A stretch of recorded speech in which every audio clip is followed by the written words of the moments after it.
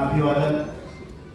परिवर्तनाच्या चळवळीमध्ये ज्या महापुरुषांनी महामातांनी आम्हाला दिशा दाखवली त्यांना अभिवादन. आमचे नेते दिवंगत जॉर्ज साहेब, शरदराव साहेब यांना आदरांजली. या कार्यक्रमाचे अध्यक्ष आदरणीय अशोकराव जाधव, आमचे नेते ॲडव्होकेट सुरेश ठाकूर साहेब, गौतमजी खरात, ॲडव्होकेट बाली साहेब, ॲडव्होकेट शिंदे साहेब, त्याचप्रमाणे महाराष्ट्रातली जी एचएनएसची चळवळ खऱ्या अर्थाने बघतात ते आमचे आदरणीय वडावकर साहेब, संतोषजी पवार, यशवंतराव देसाई, वामनराव कविस्कर आणि सर्व गेल्या अनेक दशकापासून ज्यांचा सातत्यानं सहभाग राहिला त्या बंधू भगिनींनो, मी आपला आजच्या या कार्यक्रमाच्या अनुषंगानं अत्यंत ऋणी आहे.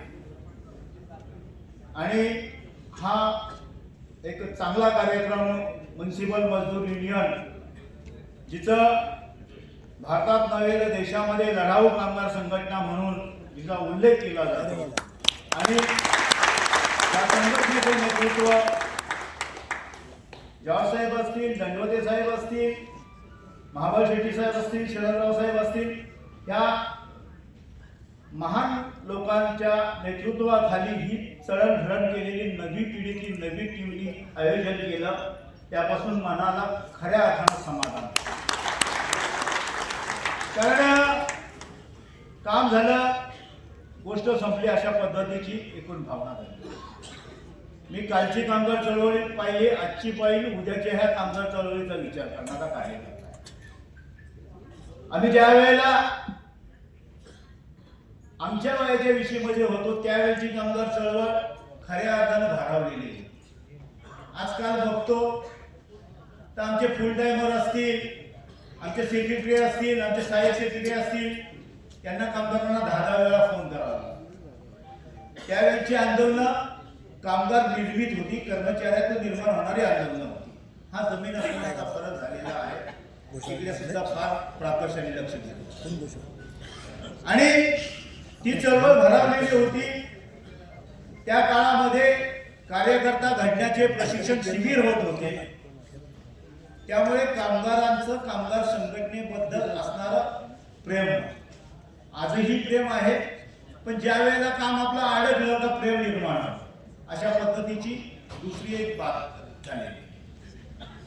हा जो संतोषजींनी सांगितलं, मुळात ते 11 मिनिटं बोलले, म्हणजे मला फार कमी बोललं, कारण माझ्या वाटणीची वेळ त्यांनी खर्ची केलेली. तर यामध्ये मुळामध्ये हा प्रश्न आपण 2023ला नाही बघून चालला.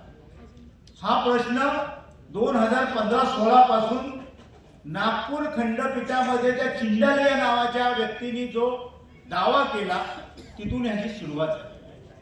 त्यानंतरचे 2-3 सीएम बदली झाले. उद्धव साहेबांचं ज्या वेळेला सरकार आलं त्यावेळेला धनंजय मुंडे साहेब सामाजिक न्याय मंत्री होते. त्यावेळेला इतर जातीचा जो अडवलेला होता, जो एसटी आणि ओपनचा जो होता, त्या त्याच्याबद्दल आपण सातत्यानं, मग फेडरेशन असेल, आमचं म्युनिसिपल एम्प्लॉईज युनियन असेल, कामगार संघटना, संघर्ष समिती असतील, आपापल्या परीने नगरपालिका, नगरपंचायती, महानगरपालिकेचं नेतृत्व सातत्यानं सरकारशी 2 हात करून भांडण्याचं काम करत होतं. आणि त्याला मूर्त स्वरूप आलं ज्या वेळेला देवेंद्र फडणवीस साहेब डेप्युटी सीएम झाले एकनाथराव शिंदेच्या मंत्रिमंडळामध्ये. त्यानंतर देवेंद्र फडणवीस कमिटी, एक सदस्यीय कमिटीमध्ये निर्णय झाला आणि आपल्याला जसाचा तसा वारस, सुधारित वारस योजना सुरू झाली. आणि त्याच्या विरुद्ध औरंगाबाद खंडपीठामध्ये मग ती केस चालू आहे. आणि मग खऱ्या अर्थानं लाड कमिटी का थांबवली, सर्वांची थांबवली. पहिल्या वेळेमध्ये वाल्मिकी, भंगी, मेहतर लोकांना दिलं गेलं. 2024ला 21 तारखेला त्याबाबतची सुनावणी झाली. बालीसाहेब, शिंदे साहेब होते. 21 तारखेला ते मांडलं गेलं, मेन्शन केलं गेलं. कशा पद्धतीने मेन्शन केलं, संतोष पवार आणि सर्वांनी जी काही धावपळ केली, सप्पाळ साहेब आणि असणारे दुसरे वकील सरकारी, त्यांना कोण मेन्शन करायला लावा. आणि ती 21 तारखेला ज्या वेळेला सुनावणी झाली आणि त्या सुनावणीनंतर 24 19 तारखेला एससीच्या बाबतीमधला निर्णय झाला जून मध्ये, आणि आत्ताच्या 8 तारखेला त्याची सुनावणी होऊन सर्वांसाठी निर्णय आपल्या हातामध्ये आला. ही आजची वस्तुस्थिती.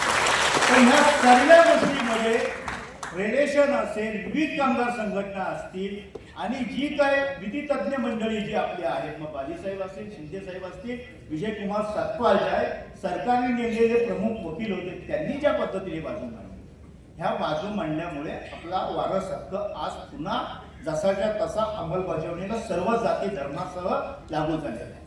पण ह्या साऱ्या गोष्टी आहेत 2015 पासूनच्या, त्याचं आपण अवलोकन केलं पाहिजे. हे काय झालंय, आपण विखुरलेलं आहोत, एका वेगवेगळ्या जाती धर्मामध्ये वाढण्याचं काम कोणती तरी शक्ती करते, ह्याच्याबद्दल आपल्याला प्रामुख्याने विचार केला. अनिल जाधव कोणत्या जातीचे आहेत, गौतम खरात कोणत्या जातीचे आहेत, सुरेश ठाकूर कोणत्या जातीचे आहेत, संतोष पवार कोणत्या जातीचे आहेत, ह्याच्याशी घेणं ठेवलं नाही पाहिजे कामगार चळवळीमध्ये. आम्हाला जे संघटनेत काम करायला मिळालं ते जातीच्या आधारावर मिळालं नाही मित्रांनो, हे सुद्धा वस्तुस्थिती आपण लक्षात ठेवली पाहिजे. आणि ज्या पद्धतीनं अपप्रचार करणारी लोक जे आहेत, त्या लोकांना जाग्यावर बसवण्याचं काम, त्यांना थांबवण्याचं काम आपण सर्वांनी केलं पाहिजे. तरच हा वारस हक्क जसाच्या तसा 1975 जो काही सुरू झालाय तो आणखी 2075 पर्यंत जर चालू ठेवायचा असेल तर आपल्याला एकत्रपणे जाती विहिरीत आपल्याला यामध्ये राहिलं पाहिजे, हे माझं प्रांजल मत आहे. आणि दुसरी गोष्ट, वारस हक्क आपण अबाधित राखण्याच्या गोष्टी करत